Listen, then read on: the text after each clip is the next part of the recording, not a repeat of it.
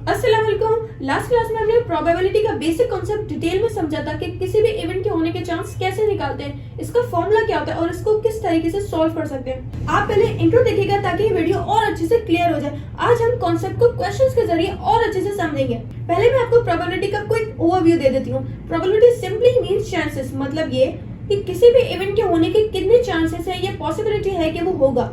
For example अगर मैं coin toss करूं तो या तो हेड जाएगा या टेल्स, और हेड जाने की क्या प्रोबेबिलिटी है और टेल जाने की क्या प्रोबेबिलिटी है, ये चांसेस है। प्रोबेबिलिटी में आपको तीन चीजें बहुत अच्छे से क्लियर होनी चाहिए, ई पी पी। अगर ये आपको समझ आ गया so you can do the questions in seconds, क्योंकि इसमें बड़ी बड़ी कैलकुलेशंस नहीं होती। ये समझ गए तो बहुत ही इजीली आप सारे प्रोबेबिलिटी के क्वेश्चंस कर सकते हैं। अब ईपीपी है क्या? ई स्टैंड्स फॉर एक्सपेरिमेंट। आपको समझ आना चाहिए पहले कि क्वेश्चन में चल क्या रहा है, किस बारे में बात हो रही है। डाई थ्रो किया जा रहा है, कॉइन टॉस हो रहा है या कार्ड्स की बात हो रही है। तो एक्सपेरिमेंट क्या हुआ? जो काम चल रहा है ये जिस पे भी काम हो रहा है। P is possibility.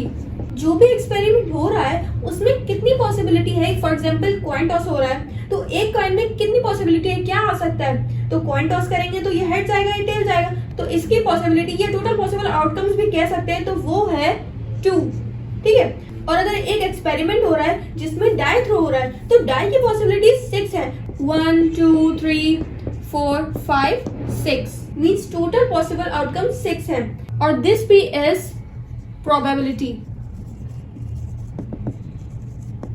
तो प्रोबेबिलिटी मींस जो हमें चाहिए। तो क्वेश्चन पढ़ के आपको समझ आना चाहिए कि प्रोबेबिलिटी किसके निकालनी है। लाइक आपसे क्वेश्चन में पूछा जाए what is the probability of getting number 3, तो इसमें आपको प्रोबेबिलिटी किसके निकालनी है? 3 की। And if I toss a coin and ask you कि टेल्स आने की क्या प्रोबेबिलिटी है, तो इसमें हमें क्या चाहिए था? टेल्स। वो हमें पता होना चाहिए। तो क्वेश्चन रीड करके ही आपको ये तीनों चीजें क्लियर हो जानी चाहिए, ई पी पी। अगर ये आप समझ गए तो वो सेकंड्स में आप क्वेश्चन सॉल्व करते जाएंगे। अब क्वेश्चंस पे आते हैं। तो मैंने आपको ईपीपी का कॉन्सेप्ट सिखाया था ना। एक्सपेरिमेंट क्या है? इसके अंदर हमें बॉल्स को ड्रॉ करना है एक बैग में से। एक्सपेरिमेंट क्या है? Draw a ball. पॉसिबिलिटी क्या है? 2 ब्लैक बॉल्स है और 6 ब्लू बॉल्स है। और टोटल पॉसिबल आउटकम्स कितने हैं, मींस टोटल बॉल्स कितनी है। तो हम इन दोनों को ऐड कर लेते हैं, क्या हो जाएगा? 8 बॉल्स है टोटल। तो टोटल 8 बॉल्स, और टोटल बॉल्स ही चाहिए हमें फॉर्मूला में। ये देखिए लिखा हुआ है यहाँ पे। अब प्रोबेबिलिटी किसकी निकालनी है? पार्ट ए में ब्लैक बॉल की प्रोबेबिलिटी हमें चाहिए और पार्ट बी में ब्लू बॉल की प्रोबेबिलिटी चाहिए। पार्ट ए से स्टार्ट करते हैं, पहले ब्लैक बॉल करते हैं। तो प्रोबेबिलिटी ब्लैक बॉल की निकालनी है, तो यहाँ पे लिखा पीबी।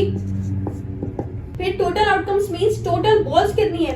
टोटल आउटकम्स यहाँ पे 8 थे, तो हमें कौन सी बॉल चाहिए थी? Black ball. और ब्लैक कितनी है? 2 ब्लैक है, तो यहाँ लिखा हमने 2। अगर ब्लैक बॉल 1 होती तो हम यहाँ पे 1 लिखते हैं। तो ऊपर वो लिखते हैं जो हमें चाहिए। ब्लैक बॉल चाहिए थी ना, और वो थी कितनी? 2। Now 2/8 is 1/4। ये पार्ट ए था। अब पार्ट बी करते हैं। ब्लू बॉल आने की कितनी प्रोबेबिलिटी है? सेम वैसे ही करेंगे। नीचे टोटल बॉल्स में पहले यहाँ पे बी लिख देते हैं, ब्लू बॉल। अच्छा, यहाँ ये ब्लैक है और ये ब्लू है, तो इसमें कंफ्यूज नहीं होएगा। ये ब्लैक यहाँ पे मैं फुल लिख देती हूँ और यहाँ पे मैं ब्लू लिख देती हूँ। यहाँ पे वही टोटल लिखेंगे। टोटल बॉल्स तो 8 ही है ना, इस वजह से टोटल लिखेंगे। और यहाँ पे क्या लिखना है? ब्लू बॉल्स चाहिए ना, और ब्लू बॉल्स कितनी है उसके अंदर? 6 ब्लू बॉल्स है, तो यहाँ पे लिख दिया 6। तो 6/8 is 3/4। Now move on to the next question. The question says each of the letters in the orange is on separate card, face down on the table. If you pick a card at random, what is the probability that its letter will be A or E? Cards है और हर card पे word orange का एक एक letter लिखा हुआ है। One card has letter O, other card has letter R, और इसी तरह बाकी लेटर्स हैं। सब टेबल पर उल्टे रखे हुए हैं। अगर मैं रैंडमली एक कार्ड पिक करूं तो क्या प्रोबेबिलिटी है कि लेटर ए आएगा या ई? अब इसमें ईपीपी देखते हैं। एक्सपेरिमेंट हो रहा है कि कार्ड पिक करना है। पॉसिबिलिटी क्या है? 6, बिकॉज वर्ड ऑरेंज में टोटल 6 लेटर्स हैं। और प्रोबेबिलिटी क्या है? या ए आएगा या ई आएगा। तो हमने टोटल यहाँ लिखा 6 और फेवरेबल आउटकम्स 2 है, 2 एंड 2/6 इज 1/3। कैंसिल किया ना, 2 1s are 2, 2 3s are 6। Now let's solve another question. A spinner is divided in 5 equal sections, numbered 1 to 5. If the spinner is spun once, what is the probability that it lands on an even number and a number greater than 2? एक spinner है, game of chance, उसके 5 equal sections है 1 to 5 तक। Part 1 में क्या पूछा है कि क्या प्रोबेबिलिटी है कि इवन नंबर आएगा, और पार्ट 2 में पूछा है कि क्या प्रोबेबिलिटी है कि 2 से ग्रेटर नंबर आएगा। तो यहाँ लिखा probability carrying an even number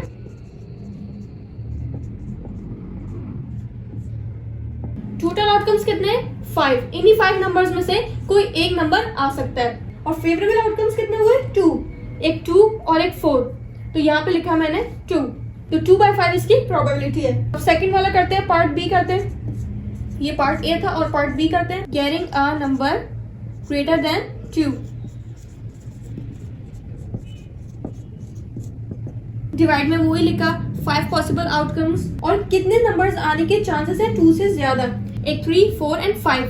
तो कितने नंबर्स है टोटल? 3 नंबर्स है। तो यहाँ लिखा हमने 3। तो 3/5 is the answer and we are done. अगर आपको ये वीडियो पसंद आई तो लाइक करें, चैनल को सब्सक्राइब करें और नए अपडेट्स के लिए बेल आइकन को प्रेस करें। अल्लाह हाफिज।